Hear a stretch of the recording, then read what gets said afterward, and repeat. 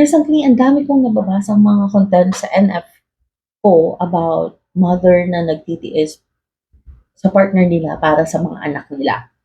Is it worth it ba talaga na magtiis kahit emotionally or physically abused ka na? Alam niyo ba kada may makikita akong ganong content, tapos may video, nakakaiyak siya. Kasi, alam mo yun, sa kagustuhan ng isang nanay na buo yung pamilya niya at makita ng anak niya na buo sila or may makalakihang tatay yung anak niya, nagtitiis siya sa ugali ng asawa niya or dun sa mga treatment sa kanya ng partner niya. Either alam na niya minsan na, di ba? Either alam na niya minsan na yung partner niya or yung asawa niya is nambababae, mabarkada, mabisyo, tapos walang pangarap sa buhay, walang pangarap para sa kanila. Tapos, worst to worst, sinasaktan pa talaga siya.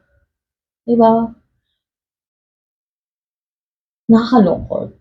And most of the time, merong mga ganito na babae rin na hindi lang sila physically, emotionally tortured, pero also they are economically tortured. Tortured. Bahala na kayo.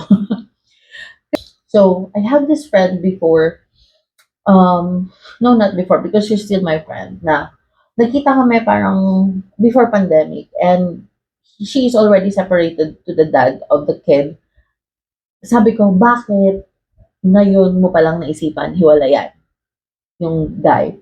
She said na, kasi ang isang reason kung bakit hindi ko maihiwalayan si ganito is because wala akong katuwang na wala akong katuwang financially.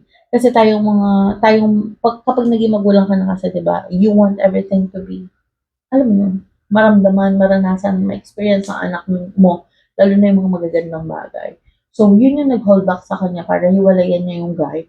And, nung nagkaroon na siya ng mga magagandang opportunity sa career niya, that's the time that she let go the guy. Kasi alam niya na kaya niya na and hindi niya na kailangan.